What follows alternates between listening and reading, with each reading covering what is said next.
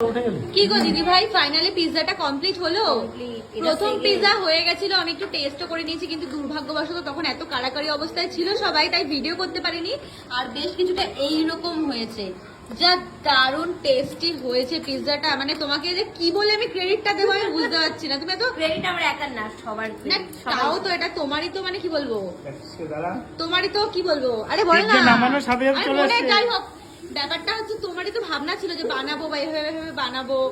Thank you so much আমাদেরকে এত সুন্দর একটা পিৎজা বানিয়ে খাওয়ানোর জন্য। এবার এই পিৎজার লোভে মাঝে মাঝে চলে আসবো।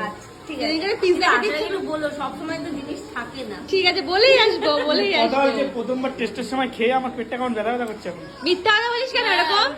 আর এটা হচ্ছে বাড়ি, আজকে আর খাবে না তো, সেটা জিজ্ঞাসা করে নাও। খাবি না তো? আর খাবি না? সত্যি কথা বল, আর খাবি না তো? আমার মনে হয় বিষে বিষে বিষক্ষ হয়, এই তখন আরেকটু দেওরটা পিৎজা খেলে খুব ব্যথাটা কমে শয়তান, যাবে। সব জায়গায় গিয়ে কাঠি করবে। আর মেন ব্যাপার হচ্ছে এইটা পুরো একদম বাড়ির homemade healthy and tasty pizza. Paneer রয়েছে, হালকা চিজ রয়েছে, আর পুরো মানে ভেজিস রয়েছে। আর ওদিকে আর একটা পিৎজার প্রিপারেশন চলছে। এখানে কিন্তু এটা হাতে বানানো, মানে ডোটা যেটা সেটা বাড়িতে মেখেই বানানো হয়েছে। তো যাই হোক, এখন